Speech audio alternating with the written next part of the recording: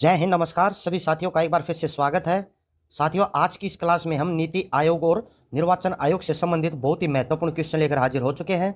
कोई भी साथी क्लास को स्किप मत करना, काफ़ी इंपॉर्टेंट चैप्टर है। 2024 में आपको हर एग्जाम में इसमें से एक या दो क्वेश्चन देखने को मिलेगा, तो सभी साथी क्लास को लास्ट तक जरूर देखना।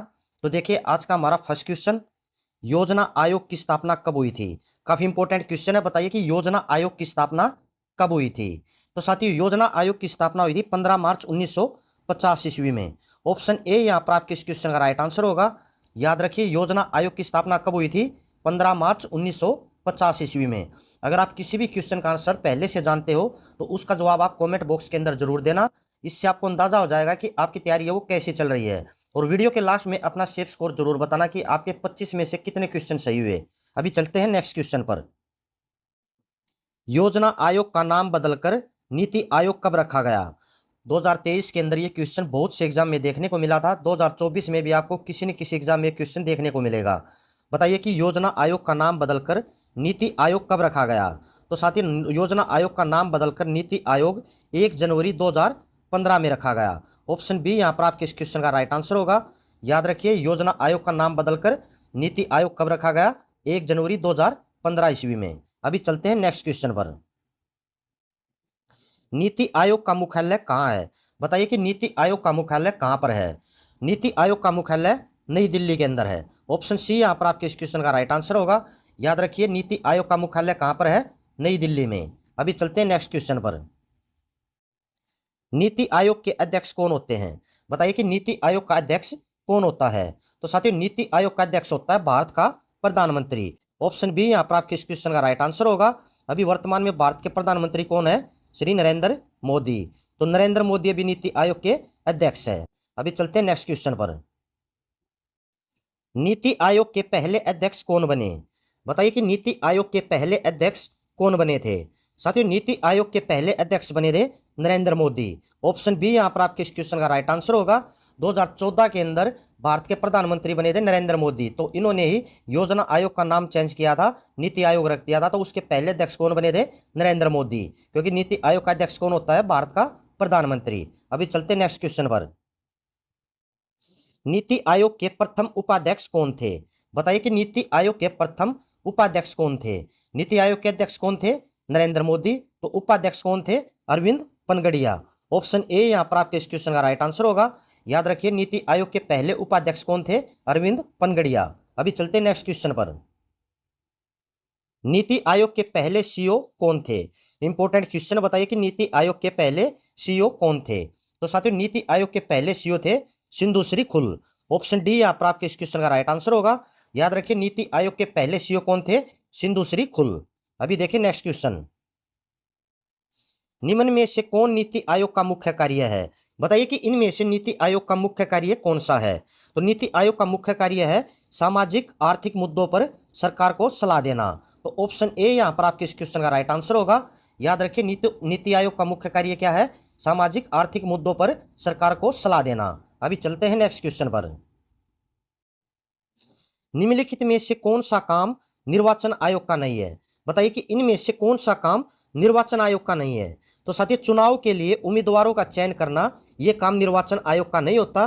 बाकी ये तीनों काम निर्वाचन आयोग के हैं। तो ऑप्शन ए यहाँ पर आपके इस क्वेश्चन का राइट आंसर होगा। याद रखिए, निर्वाचन आयोग का काम कौन सा नहीं है? चुनाव के लिए उम्मीदवारों का चयन करना। बाकी तीनों काम किसके हैं? निर्वाचन आयोग के। अभी देखिए नेक्स्ट क्वेश्चन। निर्वाचन आयोग का चेयरमैन कौन होता है? इंपॉर्टेंट क्वेश्चन है। बताइए कि निर्वाचन आयोग का चेयरमैन या अध्यक्ष कौन होता है। तो साथियों, निर्वाचन आयोग का चेयरमैन होता है मुख्य निर्वाचन आयुक्त। ऑप्शन डी यहाँ पर आपके इस क्वेश्चन का राइट आंसर होगा। याद रखिए, निर्वाचन आयोग का चेयरमैन कौन होता है? मुख्य निर्वाचन आयुक्त। अभी चलते हैं नेक्स्ट क्वेश्चन पर।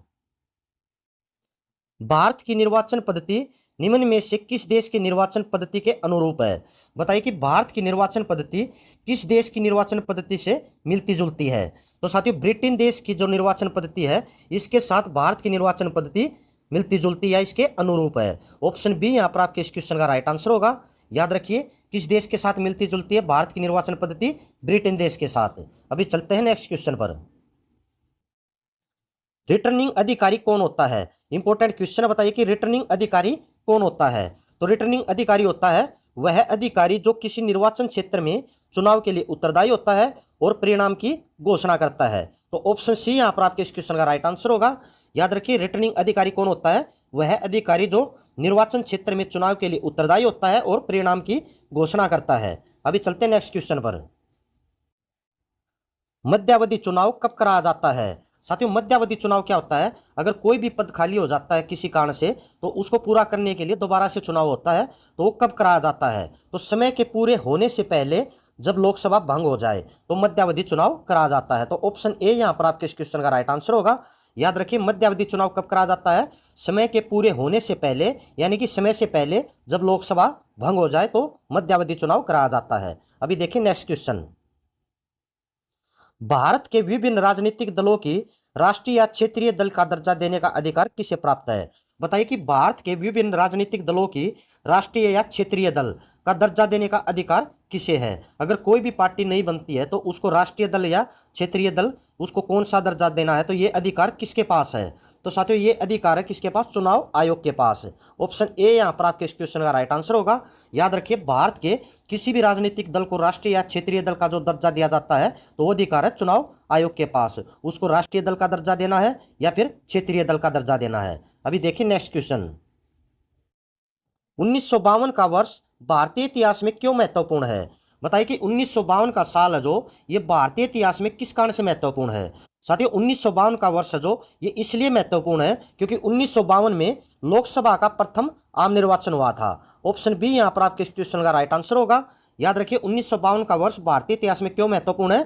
क्योंकि 1952 में लोकसभा का प्रथम आम निर्वाचन हुआ था। अभी चलते हैं नेक्स्ट क्वेश्चन पर। एक व्यक्ति कितने जगह से चुनाव लड़ सकता है? बताइए कि एक व्यक्ति कितने जगह से चुनाव लड़ सकता है? 2014 के अंदर भी प्रधानमंत्री नरेंद्र मोदी ने भी दो जगह से चुनाव लड़ा था, और अभी राहुल गांधी ने भी 2 जगह से चुनाव लड़ा था, और दोनों जगह से ही जीत हासिल की, एक तो वायनाड से और एक रायबरेली से। तो राहुल गांधी ने दोनों जगह से जीत हासिल की है। तो एक व्यक्ति कितनी जगह से चुनाव लड़ सकता है? 2 से अधिक निर्वाचन क्षेत्र से चुनाव नहीं लड़ सकता है, यानी कि ज़्यादा से ज़्यादा 2 जगह से एक व्यक्ति चुनाव लड़ सकता है, 2 से अधिक जगह से चुनाव नहीं लड़ सकता है। तो ऑप्शन बी यहाँ पर आपके इस क्वेश्चन का राइट आंसर होगा। याद रखिए, एक व्यक्ति कितनी जगह से चुनाव लड़ सकता है? ज़्यादा से ज़्यादा 2 जगह से। अभी चलते हैं नेक्स्ट क्वेश्चन पर। प्रत्यक्ष निर्वाचन किसे कहते हैं? इंपॉर्टेंट क्वेश्चन है। बताइए कि प्रत्यक्ष निर्वाचन किसे कहते हैं? जनता द्वारा प्रतिनिधि चुनना, तो उसे क्या कहते हैं? प्रत्यक्ष निर्वाचन कहा जाता है। अगर जनता अपनी प्रतिनिधि है जो, उसको खुद चुनती है, तो उसको क्या कहते हैं? प्रत्यक्ष निर्वाचन कहते हैं। ऑप्शन सी यहाँ पर आपके क्वेश्चन का राइट आंसर होगा। याद रखिए, प्रत्यक्ष निर्वाचन किसे कहते हैं? जनता द्वारा प्रतिनिधि चुनना, उसे प्रत्यक्ष निर्वाचन कहते हैं। अभी देखिए नेक्स्ट क्वेश्चन। निम्नलिखित में से कौन मतदाता सूची को बनाकर तैयार रखता है? बताइए कि मतदाता सूची को बनाकर तैयार कौन रखता है? किसी भी क्षेत्र के अंदर कुल कितने वोटर हैं, उनमें से महिलाएं कितनी हैं, पुरुष कितने हैं और अदर कितने हैं, तो इसकी जो सूची है तो उसको कौन बनाकर तैयार रखता है? तो निर्वाचन आयोग। ऑप्शन ए यहाँ पर आपके इस क्वेश्चन का राइट आंसर होगा। याद रखिए, मतदाता सूची को बनाकर कौन तैयार रखता है? निर्वाचन आयोग। अभी चलते हैं नेक्स्ट क्वेश्चन पर। संसद द्वारा मुख्य निर्वाचन आयुक्त तथा अन्य निर्वाचन आयुक्तों की सेवा शर्तों से संबंधित अधिनियम कब पारित हुआ? इंपॉर्टेंट क्वेश्चन है। बताइए कि संसद द्वारा मुख्य निर्वाचन आयुक्त और अन्य निर्वाचन आयुक्तों की सेवा शर्तों से संबंधित एक अधिनियम पारित किया था, तो कब किया था? तो साथियों, 1994 ईस्वी में संसद द्वारा मुख्य निर्वाचन आयुक्त तथा अन्य निर्वाचन आयुक्तों की सेवा शर्तों से संबंधित अधिनियम पारित हुआ था। ऑप्शन सी यहाँ पर आपके इस क्वेश्चन का राइट आंसर होगा। याद रखिए, कब पारित हुआ था? 1994 ईस्वी में। अभी चलते हैं नेक्स्ट क्वेश्चन पर। मुख्य निर्वाचन आयुक्त की नियुक्ति तथा उसको हटाने का अधिकार निम्नलिखित में से किसको है? इंपॉर्टेंट क्वेश्चन बताइए कि मुख्य निर्वाचन आयुक्त की नियुक्ति तथा उसको हटाने का अधिकार भारत के अंदर किसको है? तो साथियों, भारत के राष्ट्रपति के पास ये अधिकार है कि वो मुख्य निर्वाचन आयुक्त की नियुक्ति भी करता है और उसको हटाने का अधिकार भी भारत के राष्ट्रपति के पास है। तो ऑप्शन ए यहाँ पर आपके क्वेश्चन का राइट आंसर होगा।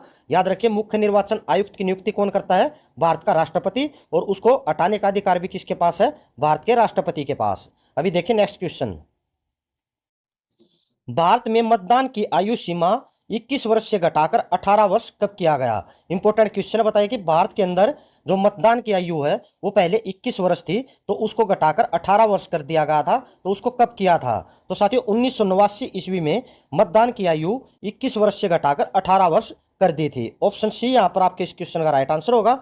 याद रखिए मतदान की आयु 21 वर्ष से घटाकर 18 वर्ष कब की गई? 1989 ईस्वी में। अभी चलिए नेक्स्ट क्वेश्चन पर।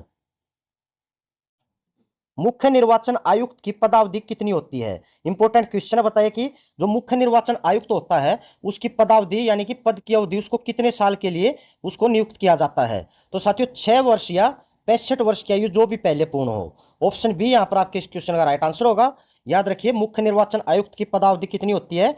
यह 6 वर्ष के लिए उसको नियुक्त किया जाता है, या अगर 6 वर्ष से पहले उसकी आयु 65 वर्ष हो जाती है तो भी उसको उस पद से हटा दिया जाता है या उसको रिटायर कर दिया जाता है। अभी चलिए नेक्स्ट क्वेश्चन पर।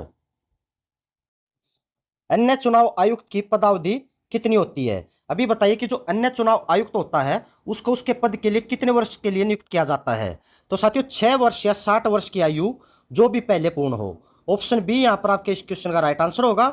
याद रखिए जो अन्य चुनाव आयुक्त होता है उसके पद की अवधि कितनी होती है? 6 वर्ष, या फिर अगर 6 साल से पहले उसकी आयु 60 वर्ष हो जाती है तो उसको उस पद से रिटायर कर दिया जाता है। अभी देखिए नेक्स्ट क्वेश्चन। अन्य निर्वाचन आयुक्त अपना त्यागपत्र देते हैं। बताइए कि अन्य निर्वाचन आयुक्त अपना त्यागपत्र किसे देते हैं? साथियों अन्य निर्वाचन आयुक्त की जो नियुक्ति है वो कौन करता है? भारत का राष्ट्रपति। तो त्यागपत्र भी किसे देगा? वो भारत के राष्ट्रपति को। ऑप्शन बी यहाँ पर आपके इस क्वेश्चन का राइट आंसर होगा। याद रखिए अन्य निर्वाचन आयुक्त का जो पद होता है तो उसकी नियुक्ति कौन करता है? भारत का राष्ट्रपति। तो अन्य निर्वाचन आयुक्त अपना त्यागपत्र भी किसे देता है? भारत के राष्ट्रपति को। अभी देखिए नेक्स्ट क्वेश्चन। ईवीएम का प्रयोग भारतीय चुनाव में कब प्रारंभ हुआ? इंपॉर्टेंट क्वेश्चन है। बताइए कि इलेक्ट्रिक वोटिंग मशीन का प्रयोग भारतीय चुनाव में कब किया गया था? यानी कि भारतीय चुनाव में पहली बार इलेक्ट्रिक वोटिंग मशीन से वोट कब डाली गई थी? तो 1998 ईस्वी में भारतीय चुनाव में इलेक्ट्रिक वोटिंग मशीन का प्रयोग किया गया था। ऑप्शन सी यहाँ पर आपके इस क्वेश्चन का राइट आंसर होगा। याद रखिए इलेक्ट्रिक वोटिंग मशीन का प्रयोग कब किया गया था? 1998 ईस्वी में। तो साथियों ये थे हमारे आज के नीति आयोग और निर्वाचन आयोग से संबंधित कुछ महत्वपूर्ण क्वेश्चन। आई होप आपको क्लास पसंद आई होगी। जाने से पहले सभी साथी एक बार वीडियो को लाइक और क्लास को ज़्यादा से ज़्यादा शेयर कर देना। तो कल फिर मिलेंगे इसी समय पर। तब तक सभी साथियों को जय हिंद, जय भारत। वीडियो देखने के लिए बहुत बहुत धन्यवाद।